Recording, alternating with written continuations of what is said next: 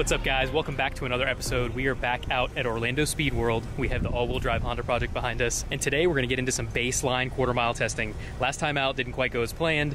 We destroyed the factory transfer case gear, but luckily Marc from GP1 Racing hooked us up with a billet Hypoid gear from PPG. Also, a huge shout out to Aaron Lopez from the H22 Crew for assembling the T-case for us, getting it all shimmed properly. It is working really, really well. Last time out, we were testing some launches with our tuner Rob.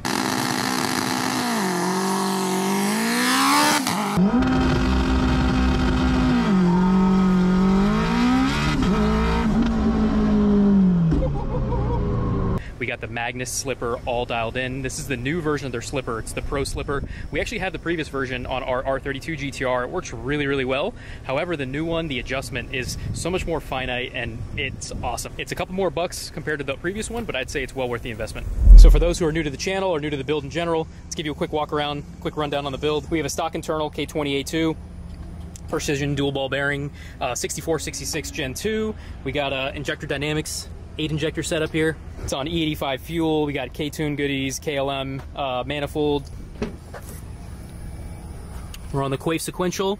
And since you guys last saw the car, we actually have a new mount for the Haltech dash here. Mako Motorsports makes this really nice cutout, specifically made for pretty much any car. We got it specifically made here for the DC5, but it fits so nicely, looks so clean compared to just like the normal mount that we had before, and it had this area open behind it. So the quality of this is top notch, and I'm pretty sure they make them for like almost every car out there. So make sure to check those guys out. All right, guys, so we're gonna get the car warmed up and get ready to go make some passes. Guys, I just wanted to give a quick shout out to my boys at Real Street Performance. Without them, this build could not have come together so quickly. As you guys know, there's a lot of struggles in the industry right now with parts availability.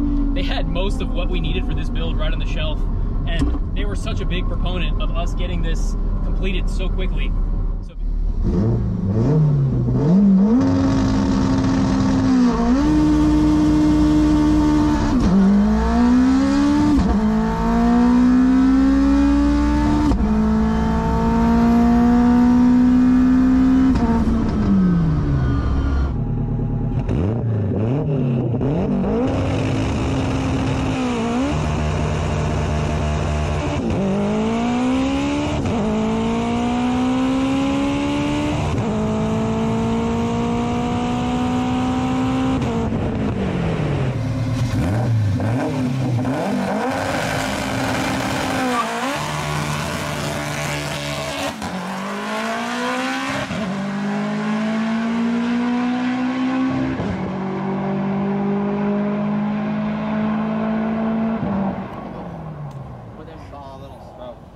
All right, guys, so I thought we had a little bit of smoke coming out of the car, but I guess the guy at the track said it was something they put down at the end of the track. But yeah, car seems to be fine. Check for leaks, didn't really seem, first I thought I windowed the block and I'm like, oh, nope, still running. I'm like, maybe we pushed the head gasket, but no, I don't think so. Rob, what did it run? On 11.1 at 131, I think. All right, officially 11-second car. First pass. Oh, you got it on the medium boost, right? I'll take it. Spun like crazy. I was kind of worried, you know, on the street sometimes, like these all-season tires and all-wheel drive cars, it hooked really good on the street, but then on a really prep track, it's almost like the prep and the all-season tires just turns into ice. So I just turned it down quite a bit, a few hundred RPMs, a little bit of boost, a little bit of timing in first gear. So just gotta see what happens, see if we can get it. It was a 206 foot, which is about as bad as it can get, so we can only get better from there. But it went 130 plus, it almost went 10, so I think we'll get it there.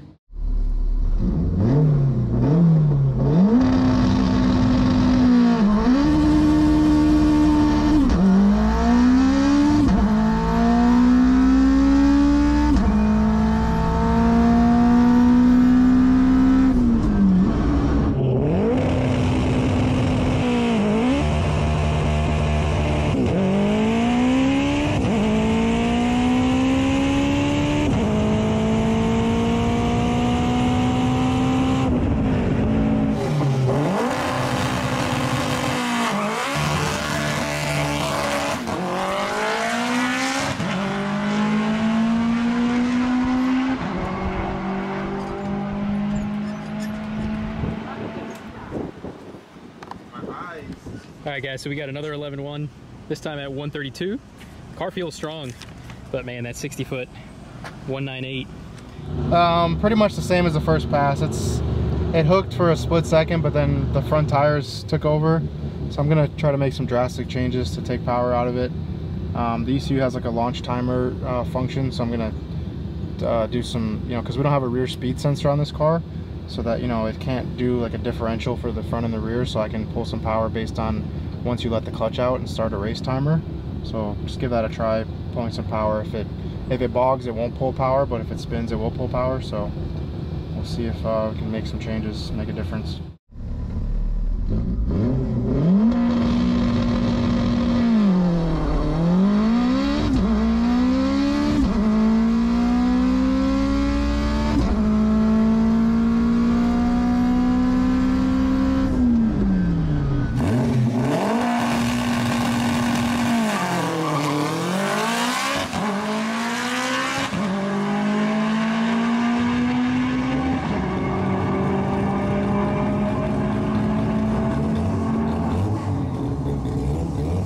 What do you think you ran? 1040, 132. You already know? Jared told me. Dude, yes. That is awesome. Dude, I am blown away right now. My man, the magician. When it left, I was like, finally. Fist bump, fist bump. Dude, on that street tire. It made a big difference, yeah. On that street tire. See, let's pull the log and see what difference it made. 660 foot. That's gangster. That's good.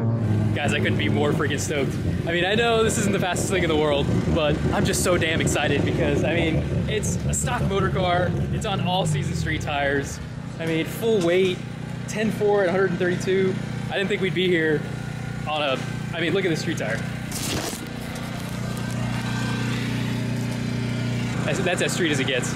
I know I've driven a lot of faster stuff, the GTR, the 240 back in the day, but at the end of the day, it's not about being the fastest. This thing is a freaking blast for a street car. I couldn't be more happy. This is an awesome baseline, 10.4, 132, and it's a stock engine. So we have a built motor in the works. We got a couple more things in the works. This thing's gonna be a beast. I can't freaking wait. Pretty much threw the kitchen sink at it, pulled a ton of power out, took a lot of RPM out, and it actually bogged a little bit, but it went a 160, 64, 60 foot, which seems really good for an all-season tire on the track.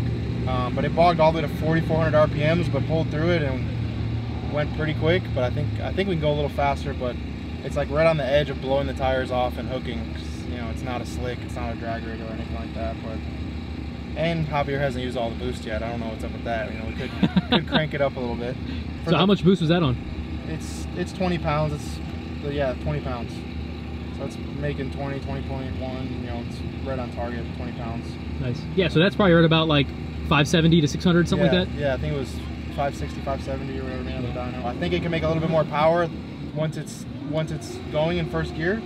So I made a few changes, but hopefully it doesn't blow the tires off. I only made slight changes, but these tires are going to be really picky with, you know, hooking or not. You know, they don't really, once they spin, there's no saving it. You know? We should probably just throw a set of slicks on this thing. Yeah, slicks on this thing, turn the boost up, turn the RPM up, I'll take all this. See, everything I just did right now is zero it out and give it everything. And see if we can get a 9. It'll probably go 9 on the stock motor, which would be really awesome. How sick would that be? Yeah. Man. If it doesn't, we'll just throw another 100 horsepower at it and see if the motor, see if the motor lives.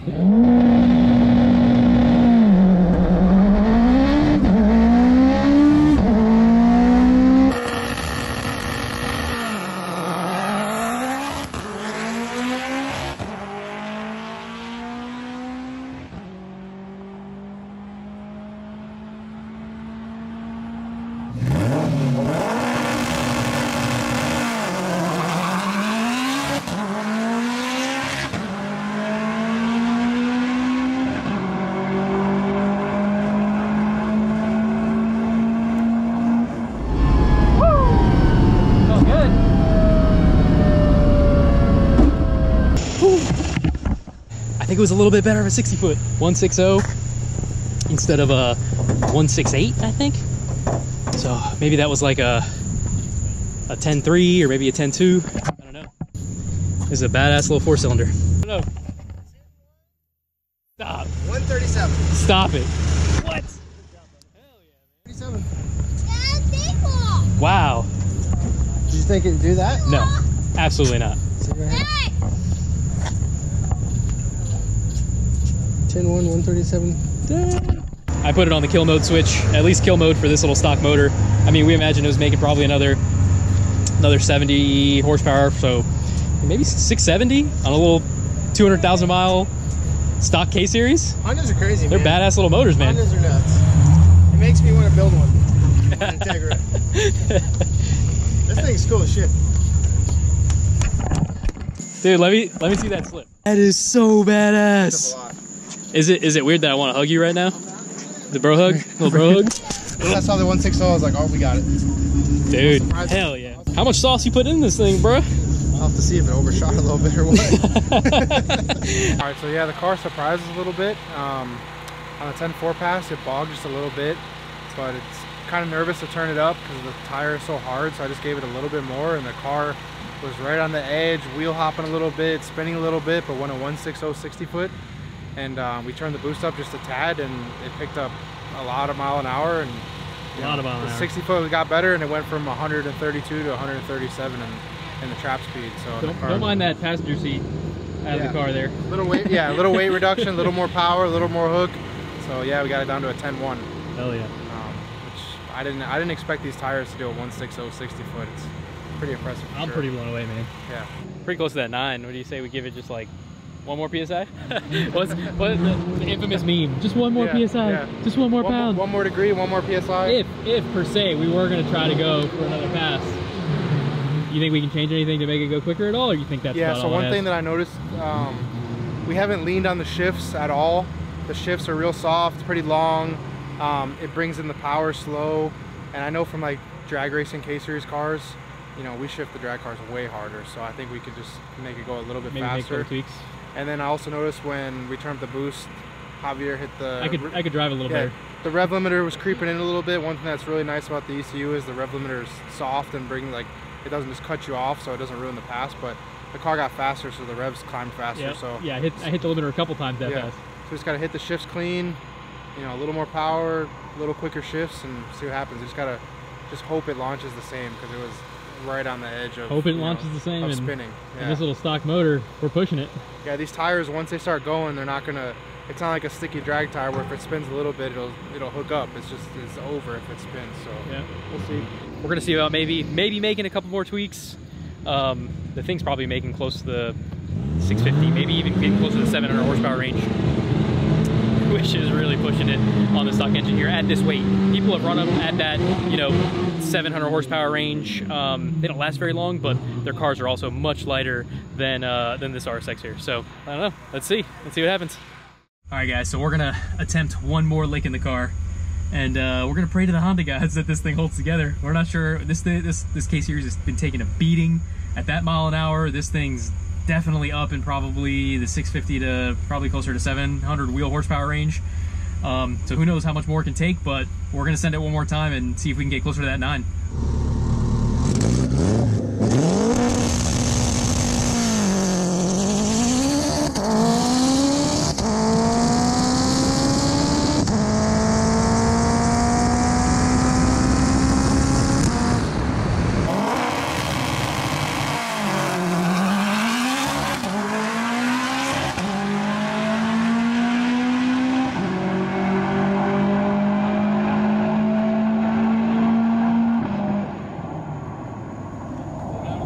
All right, guys, so here we have it. Best pass of the night.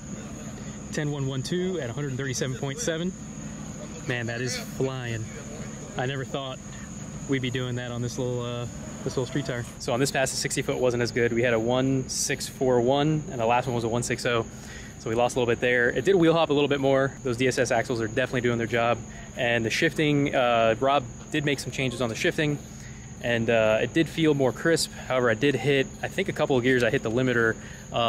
We did bump it from 9,000 to 9,300 that pass, so we thought, but it looks like the change didn't take in the computer. So I was actually hitting the limiter, trying to shift just over 9,000 RPM.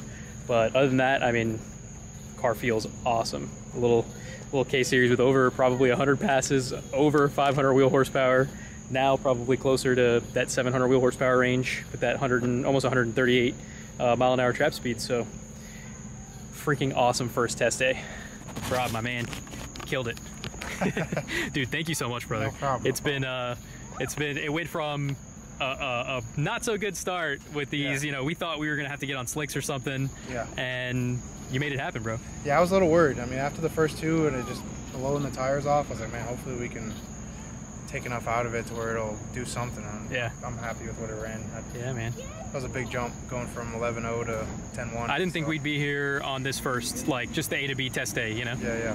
Yeah. Yeah, definitely happy with it.